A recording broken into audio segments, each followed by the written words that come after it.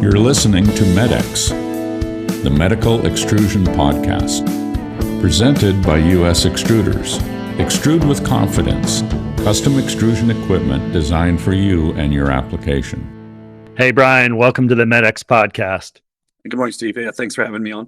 Yeah, we did that unboxing several months ago, and that was really interesting as you presented and started to put your products on chamfer. So I got to learn a little bit about Micro-Tek and you, and I thought it was really interesting, the whole idea of, third generation business. So if we could start off that way, tell us a little bit about the background of Micro-Tek. I think it's really fascinating. You don't see third generation organizations that much nowadays. You see a lot of turnover. So if you could kind of start there, and then we'll get into some of the products Absolutely. that we provide to MedTech. Yeah. So my grandfather, George Rogers, started the Micro-Tek in 1965 as Miniature Insulated Wire Corporation. That was his first name of the company. He had the story. He had some experience working with a PTFE extrusion, and both on the engineering side and on the manufacturing side of it. So he had a pretty intimate knowledge of the process and the equipment. And he was about solving problems for customers. A lot of his customers were looking for things that were sort of at a certain range of a spec or just out of spec, just to meet some really tight dimensional tolerances. I actually was just telling someone earlier today, we still have our first customer. And one of the engineers that I work with there, his father worked with my grandfather, and he tells a story that we helped them fit 10 pounds in a 5-pound box. Wow. So I try to keep that in mind when we're trying to make things that we can really hone in on really highly engineered or highly technical products, where we're not just a Me Too type of as ran type of company here. Yeah. If you have something that's a little bit off spec, like I said, or out of a range, or even within a range, just holding a tighter tolerance, we've really found our niche there. So he originally started off making really thin extrusions over wire. And then, I guess in the late 60s, early 70s, Micro-Tek was pretty heavily involved making capillary tubing for the read-write drives and for that type of market for hard drives. And somehow that evolved into making PTFE liners for the catheter industry or whatever. Yep. Sorry. And with that in parallel, we did develop here the free extrusion, so to speak, of the tubing here. So that was without wire in the middle, which was, I guess, a huge technical advance at that point. Yeah. Where you could make continuous lengths. Didn't have to worry about stretching wire or pulling wire out, or some of the other contact materials, so to speak. And we were extruding 2,000s, 2,500s of PTFE with the resins and the technology that was available in the early 70s. So they were pretty at the forefront of the extrusion and the engineering side of the extrusion process back then. So with that, we've definitely expanded on it as the market has evolved. We've kind of moved with it too. We've really dug back into it in the last 4 or 5 years here, so to speak, as far as developing liners that are on par with the others in the industry, just to be another source available, given some of the supply chain constraints over the last 4 or 5 years.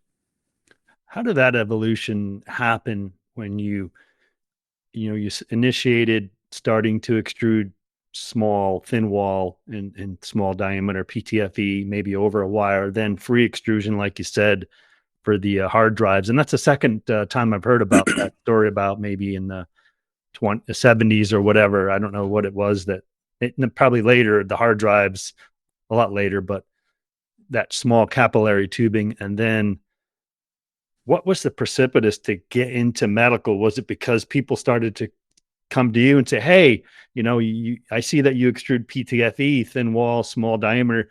Can you make a liner, or can you make a medical product? How did that happen? So with my grandfather, I don't know 100% how he got from point A to point B, so to speak, but I do have some stories or some feedback from my mother, who's still working for the company, that I've seen too, where customers they say they want a material or a certain product, and they come to us or find something off the shelf and make it work for their application. And then they say, oh, who made this? How can we improve on it? And that would probably be my take on how that evolved. They maybe some engineers were discussing with other engineers about PTFE. I believe most of the companies that we're working with at that point were in Southern California in the 70s, and there may have been some overlap in the hard drive in the computer space and in the medical device space at that time. And they may be just kind of a happenstance thing where some engineers were talking about, hey, we're getting this product, this is what we're doing with it, and light bulb the moment type of thing where a medical engineer says, oh wow, I think we can use that for this, and then they take some samples or something like that, and then work from there.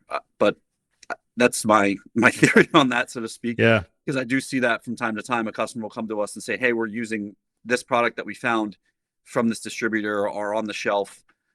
This is what we like about it. This is what we don't like about it. This is what we'd like you to do. Do you have anything better or equivalent? Anything like that. So that's what I guess happened there. And with PTFE extrusion, as I'm sure most of the people in the industry know, that it's very capital heavy. It's not easy to do. It's a very steep learning curve getting up and running. The extruders, the company, the biggest name that we work with, are our extruder manufacturer, so to speak. They say they'll build you a race car, but it's not going to win the Indy 500. The machine will be able to make these products, but a lot of that falls on IP, process knowledge, and manufacturing, the skill of our employees. And we rely on our employees a lot, and they are, I'd say, they're just as important to me or to the company as I am to them. I think that it has to be that relationship that you really, your employees trust you and want to work with you and understand how important they are, and that they're without them, their machines aren't going to run, so to speak, and they can't be just replaced at the drop of a hat. So I think we do have here that a lot of our employees are even second generation employees, or some of their fathers worked here, some of their brothers, even cousins. There's a lot of overlap here where we've seen that, and I think that should speak pretty highly of Micro-Tek, that people want to work with us and want to be part of our team, type of thing. Yeah, that's interesting. I think you told me one time that, and correct me if I'm wrong, that your PTFE extrusion operator is the same operator that maybe was when your grandfather or your mother was running the business. Yeah, right? There's the legacy there. It's amazing. One of our operators has been with us. I believe he started in 1971 or 1972. He worked with my grandfather at their previous place, their previous business, and when my grandfather started to grow and need some more people, he somehow found him. This is in the 70s. It's not as if he went on Facebook and found him or LinkedIn. It's, I heard that my grandfather somehow found out where he lived and went and knocked on his door one night or something like that. It's pretty crazy to think how the world has evolved from then to now. It's not like you can just throw a job posting up. And a lot of these guys worked at Philadelphia. Insulated Wire was a company, and that was actually in Morristown, which is the next town over from Cinnamon. They had moved. So a lot of the guys that we ended up coming to work for Micro-Tek, it really wasn't much of a jump for them to have to completely relocate or something like that. So I think that really played into our hands, where we've been in South Jersey, and our employees are very dedicated and loyal, and they know that we're here for the long haul. We don't intend on going anywhere. And I think that gives them confidence that, it's a good place to be, a good place to work. Yeah. And I think that's important too. That's a great story. Like you said, to kind of parallel how the approach that your grandfather took, basically knocking on somebody's door versus LinkedIn or Indeed or whatever. And kind of the same applies to what you were talking about earlier about how you made PTFE products and somebody said, hey, if we can make some changes, we could maybe work with this in a medical application, where now you're selling some of these products on chamfer, right? It's so people can buy, whatever is in stock on chamfer and then call you up and say, hey, I need something a little thicker, a little thinner wall, whatever. And you can make iterations. Yeah, absolutely. And that's having that conversation with an engineer or purchasing agent or contact, whatever word you'd like to use, is very helpful. The best relationships we have with our customers are ones where we have conversations about, this is why it worked, this is why it didn't work, this is where what we need to adjust, rather than sending someone something and they just say, hey, it didn't work. Yeah. Yes, a lot of feedback is definitely helpful, because I know our process, I know our materials, I know what we can and can't do. But I don't know our customers' processes as obviously as well as they do. So if they say they're seeing one condition, I know, well, in order to combat that from happening, we need to make this is the trade-off we need to make. Yeah. And that's, I think, very critical here too, where getting things in people's hands through Chamfer. And I think it's been a great opportunity for us. We've been on Chamfer for about a year at this point. Has been really good in getting us in front of some new eyes and opening some doors, so to speak. But conversely, we do have some existing customers that still buy directly from Chamfer. I think it's on the other side of it, it's a lot easier for a purchasing agent to go in and buy 15 components at once, rather than sending 15 POs to 15 different vendors for a minimum order. So I think that's been really beneficial for the market in general, that it's a lot easier for people to just fill up a cart and send one order. Yeah. And it's kind of it was a little bit of a learning for us. It's like, well, why didn't they just call us, type of thing? But I think it's definitely been beneficial for all of us. Great. We were talking about the legacy, the family legacy, and one thing in the med tech space, I'm sure that you've noticed it when you've gone to the trade shows, is the heavily influence of private equity in the contract manufacturing space. You go to the trade shows now, there's more bankers than engineers in a way, but and so there's kind of a little bit of a negative perception with private equity. But on the other hand, they do bring a lot to the table: resources, capital, the ability to scale. And I just kind of want to get your take on that. I'm sure, once you started to get in medical, you started getting more phone calls and inquiries. And tell us a little bit about that. Yeah, absolutely. Experience. And I didn't touch on this. Micro-Tek, our general focus are the aerospace markets and the medical device markets. Mm-hmm. And on the aerospace side of it, we're probably one of the only, if not the only, domestic contract manufacturer of PTFE extrusion for microwave core type of thing. A lot of those companies have been vertically integrated, mm-hmm. bought up. The customer bought the vendor, or the end user ended up buying the whole supply chain. And we've seen that too, where on that side they say, oh, we see you're in this space and we'd love to either acquire you as one of our customers, or even PE. Mm-hmm. And also on the medical side, several of our customers have either been acquired or been brought into a private equity group. And it's mixed as far as what we see, and we're still moving along here. We still work with them. We haven't had any negative or positive experiences, but I've had a lot of good conversations with some owners or with management in companies that have gone that route. And like I said, it's a mixed bag. And I just try to keep all of that in my mind, where these are the pluses and minuses. This is what Micro-Tek is. And this is what my vision of it is. And I think you also have to keep in mind that selling, one private equity firm is going to be different than another, You can't really make a blanket statement that they're all good or they're all bad. I've seen a few of them flourish and go, triple, quadruple the revenue relatively quickly. PTFE extrusion and a lot of the extrusion that we do is very capital intensive. And I can tell you, if in order to scale, if someone said, hey, we need to buy 5 more extruders, Micro-Tek wouldn't be able to just write a check. But you may have a private equity firm or even a customer that says, hey, we'll support you in that fashion if you reciprocate in this way. We have had a few of those conversations, but it hasn't really gone on too far.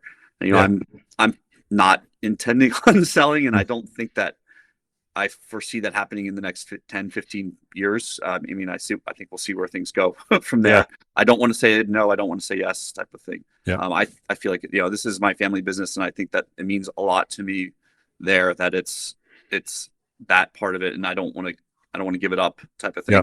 Yeah.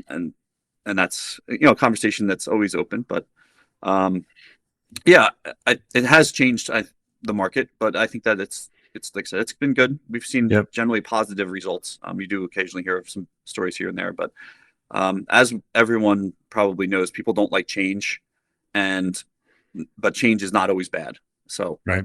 I like to keep that in mind. Yeah. I like to, a few of our operators that have been here for 25, 30 years. When I first started here about 12 years ago, I started investing in some new inspection equipment and some new parts, and I was able to source a bunch of laser gauges for some of our extruders, and I put them on a few of the machines, and some of the older guys said, "Oh, I don't need that. I've been doing this for 30 years. It's no big deal. I still hold these tolerances." I said, "Okay, no problem. They'll go on the other machines, no big deal." And then 6 months later, they say, "Well, when am I getting a laser for my machine?" It's just one of those things where you have to pick your battles. Yeah, that's funny. And now they're like, "Well, I can't run this." I'm like, "Yes, you can. You did it for 30 years." It's just having that positive mindset, and just I've worked here on and off for 20 plus years, so I've gone through the whole system. I pretty much can run any machine, obviously not with as much skill as our operators, but having that knowledge of what the machines and the materials can do is definitely critical for Micro-Tek. Is that we can have a direct conversation with an engineer and say, "I know we can do that," or "No, I can't do that," or "Yes, that's worth a shot," type of thing. Okay. Thanks for adding the context there about private equity. That's the first time I've actually had a conversation on this podcast with somebody about that, because private equity is a key part of contract manufacturing. It's kind of a sensitive topic, so I appreciate your input on that. Absolutely. Yeah. Let's talk about some of the components that you offer in the medical space. It seems that you could provide components so that somebody could develop a composite catheter from the PTFE liner, the stainless steel braid wire, and now the FEP heat shrink. That doesn't include the other thermoplastic extrusions, because you're mainly a fluoropolymer focus at this point, right? Yeah. So I think the last 4 or 5 years has opened our eyes on kind of some of the challenges of the supply chain. We know in 2020, 2021, there was the liner market was very, very tight. And we saw that kind of cascade where your customers that are buying braid wire are like, "Well, we don't need to push deliveries out or something like that because we can't get liner." And then it goes to the heat shrink side of it. It's like, "Well, we can build our catheter, but we can't seal or bond everything together." So we did when we were kind of ramping up in 2020, 2021, a lot of our customers were asking us, "Hey, do you do heat shrink? We need heat shrink." And we have been doing FEP and PFA and ETFE extrusion for 25, 30 years, something like along that lines, maybe even longer than that. So we do have the knowledge of processing the materials. However, it's over wire. And as I'm sure you know, based on your work with US Extruders, putting a hole in or having a hole in it is a whole nother ballgame. But also people that know how to extrude tubing have difficulty with wire. So it goes both ways.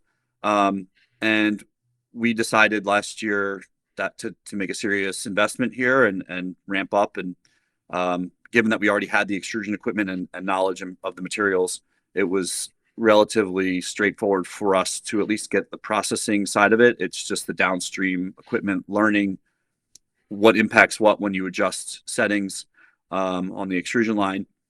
And then in parallel with that, once we get the expansion line in, you have to make the tubing to a certain dimension with certain mechanical characteristics for it to expand properly. You can't just say, "I'll make tubing, it'll expand." And that having a full grasp of the production from the raw tubing through to the expansion has been, I think, good for us to ramp up or learn pretty quickly. Like I said, we were probably up and running with the extrusion side of it in late July or so, early to mid July. And our expansion FAT was towards the end of August. And we're up and running making heat shrink tubing. So I think our total investment from day one of investing in all the downstream equipment it was probably about a year and a half or so. Okay. By the time we got everything ordered. And I think that was a pretty quick turnaround for us to be available in the market. We just, as you just said, we just put some of the tubing on chamfer right now, about a week and a half ago, to have it ready for MD&M West. So some of the customers that are maybe interested in a different size can come and talk to us about what we can do and what we can offer. Okay. Yeah, I think I'm excited about where that goes. And we did touch on the braid wire too. So the other side of that was in the 80s, my grandfather, I guess, was having a similar conversation with some of the engineers. It's, well, we get the liners. The liners are great. We have one or two sources for the liners. Now we need the next step is the braid wire. And I was not working here, so I can't really speak to it, but I don't know there weren't that many players in the market in the ultra-fine braid wire. Especially flat, round braid wire, you can source pretty easily, but making it flat and having it hold the dimensional tolerances and the tensile properties and, the finish is definitely critical too. The flattening stainless steel is very hard on equipment. And if you don't have things set up right or do things, don't maintain your equipment properly, it comes out with a dull finish, which is not ideal for customers. They don't like seeing that. So having those little knowledge of what customers like and don't like and little process things has definitely been critical for us. We are a wire company at our core, so to speak. But I think I've learned in the past 4 or 5 years too, that I like to tell people we're kind of more of a plastics company than a wire company at this point. Our core knowledge and competency is a lot more in fluoroplastic extrusion. A lot of our wire type products, we make a few specialty ones that are off spec, so to speak, but there are a few of the commodity manufacturers that can make almost everything we make, and at a completely different price point. So we have a few customers that work with us because they buy such small volumes that the large guys won't work with them. But I think for us, we do have the core competency of being a wire company, but we've definitely transitioned into being a plastics company. Okay. Yeah. So here's you sent me some of the I believe this is 2 thou by 6 thou flat stainless steel. Yep. Yep. And Steger bobbins. Yeah. So that's a din spool. Okay. That's which is generally used for coiling. So we don't. So given our knowledge and our conversations we have with customers, I try not to ask too many questions of what they're doing, because I don't want to. I want to make sure that I keep everyone's information to themselves. But some of them coil with it, some of them braid with it. Some we send it on din spools and they break it down into braiders, I believe. Everyone knows Steger pretty well, and they're a big name in the market. And with that, we also here Micro-Tek, we don't braid any stainless steel. We don't compete with any of our customers on that in that space. However, we do have Steger braiders here that we use for making coax type cables. Gotcha. And in my opinion, having the equipment here and the process knowledge of how the braiders work, what's good, what's bad, what are failure modes, I think that gives us and our operators a lot of knowledge on stopping things or preventing things from getting out the door before they get to a customer. Just knowing that what'll work and what won't work. And also, if a customer comes and says, "Hey, I want to try this," I can say, "Yeah, we've tried that with XY material or something like that, and I think it's worth a shot." Or I think you might want to make this adjustment, type of thing. So good.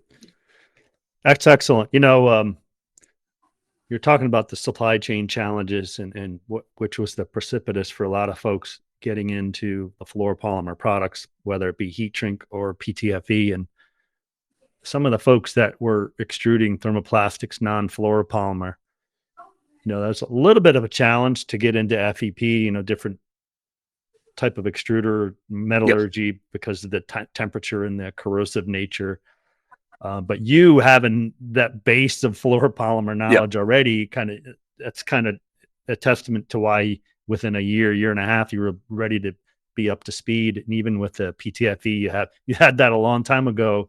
Like you said, maybe learning etching and things like that was something that you added on maybe later as well. But the the comment you made about PTFE though, FEP extrusion, yeah, if you're running nylon, you could probably, bring in FEP and you'll figure it out, but you had that base experience. But somebody that's running non-FEP, non-fluoropolymer products getting into PTFE, totally different ball game altogether. Ram extrusion, mixing lubricants and PTFE powder sintering, totally different.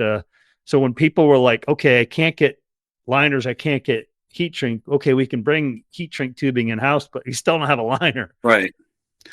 And I think that's a good way to describe PTFE extrusion. Yeah. I've had a few casual conversations with people, and they say, "Oh, I know a lot about extrusion." And I say, "Well, what materials are you using, or what type of equipment are you using?" And 99% of them are talking about thermoplastic extrusion. Yeah. There's a lot more knowledge out there, a lot more data, a lot more case studies type of thing. Generally, PTFE extrusion is not something that ever leaves. The knowledge almost never leaves the building. One of our competitors in the aerospace side closed a couple of years ago. I was able to go into their facility as they were closing because they were selling some equipment, and it was very interesting for me to see how another company approached the same problem, if you want to call it that. Their solution to a problem, a unique problem. So I don't know how much I learned from that, but it was just interesting for me to see that, but also to keep in mind, if someone were to walk into our facility, it's like, oh wow, a light bulb moment.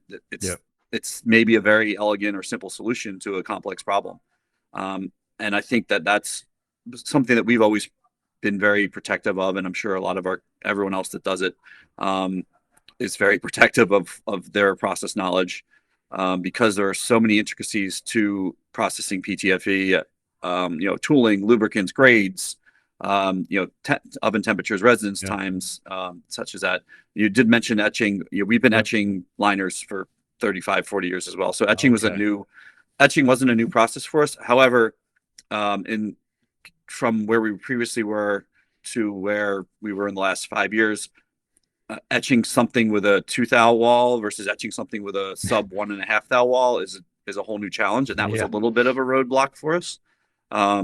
We were, thankfully, a lot of our customers were patient with some of our iterations at the beginning of getting back into this market, so to speak, because there, as I'm sure there's it flattens or it crimps or it kinks, or the etching's not consistent around it. So we had to not relearn, but kind of modify our process to better suit the end goal, the end needs of a customer, because knowing what they're doing with it, certain failure modes are not acceptable for them. It may pass an etch test, but if it has a kink in it or a crimp in it or something like that, it's going to fail for them in a different way, which is probably worse. Because I try to explain this to our team here. It's a lot of the components that we make are going into something that's a lot more complex and a lot more expensive. There's a lot more labor involved into it, to assembling it. So when in doubt, here, just discard, or check with a supervisor or me. Say, what do you think of this? This looks different than the last batch or something like that. And having that understanding that we would rather throw something out and try again than send it to something and the customer spend 10 hours of manpower and all this other equipment and raw materials assembling a catheter for it just to delaminate or for the liner to crack or something like that. So having that understanding of what our customers are doing with it definitely helps here too, where we limit any sort of that escape type of thing. Yeah, that's a good point. For technical extrusions where there's some kind of secondary operation happening, whether you're expanding FEP heat shrink, stretching maybe a PTFE liner, making it part of a composite catheter shaft, PTFE heat shrink, whatever it might be, there's some assembly secondary operations. It's totally a garbage in, garbage out process. Right. If you don't have the good input tubing going, and I see it all the time, even on balloon tubing, the elongation, the balloon tubing is the same dimensions. Why isn't it performing this time where it did on the last lot? The elongation's different. Well, it's just so many characteristics on these. So it's a great point that you brought up there about how it affects the customer sometimes. And even as I said before about how important our operators and our team are here, they do understand that today is Wednesday, or whatever day today is, Thursday, and I'm running this product. These are the machine settings. You set it up the same exact way the next day. You may need to change X, Y, and Z to get there to have the same finished product. It's not just plug and play, especially with PTFE. FEP is a little more forgiving, but it's still as we were ramping up with our FEP extrusion for the heat shrink, we're even seeing a little bit of variation from day to day. You may see the numbers and the SBC data looks good, but the elongation is a little bit different or something like that, where it looks fine and tests fine, but then when you put it on the expander, it doesn't expand or over expands, or there's a lot of failure modes here. So having a little bit more process control and how critical testing is to maintain integrity of your process and minimize downtime has been something we've definitely ramped up and learned as well. Excellent. So tell us a little bit about next week. We got the MD&M show, the largest medtech show in North America. Where can people find you at the show? Yeah, so we're in booth 532, and I like to call the garden level. If you our director of sales and marketing will be there with me, is Fred May. We're looking forward to this. Is our third year with a booth, and I think we found a lot of new leads, but also given the size of our company, we don't have the resources to have 15 salespeople, 20 salespeople out visiting customers. And we found it better as a resource to touch base with existing customers, or we've had a few customers that are just walking the show with someone else, that maybe a friend that maybe works at a competing customer, or just getting our name out there and making sure that people know we're still around, we're still here. These are the new things that we're doing. And we're here to support as best we can and as a supplier, whether it be supplier number 1, supplier number 2, supplier number 3. I think that we've been okay and happy with being there in case someone needs us. We've always been a kind of just-in-time company where you call us if you need something tomorrow. We've transitioned some of our parts and some of our processes to blanket orders with releases, which has been nice as a business owner. But I do realize that it's not even medical device industry specific. A few of our customers, they don't have that luxury to place a 3-year or 5-year order. And they have that. We all have that mutual understanding that things are going to ebb and flow. And the last couple of years, there's been a lot of flowing, so to speak. So we're hoping that everything kind of settles back in and things kind of normalize to where they were a couple of years ago. Obviously, there's been a lot of growth in the medical device market, but with that, there's been a lot of investment from our competitors and new competitors, and some of our customers have, like you said, brought some of these capabilities in house. But it seems as if the market has still only grown, which is exciting for us and exciting for, I think, for a lot of people in this whole space. And it seems like 2 years ago versus 3 years ago that the attendance has been growing as well. And we've definitely seen some new faces and some new names and hopefully some new opportunities there. So excellent. Brian, thanks for coming on the podcast. This has been a great discussion, and wishing you all the best next week at the show, and I'm sure that we'll see you there. Absolutely. Thank you for having me. It was nice speaking with you as always, and we'll be here if you need us. All right. Thanks, All right, Brian. Thanks a lot. Yep. Have a good one. Thank you for listening to MedX, the Medical Extrusion Podcast, presented by US Extruders. Please subscribe to make sure you're getting the latest episodes. For video episodes, go to us-extruders.com/podcasts. All links are available in the show notes.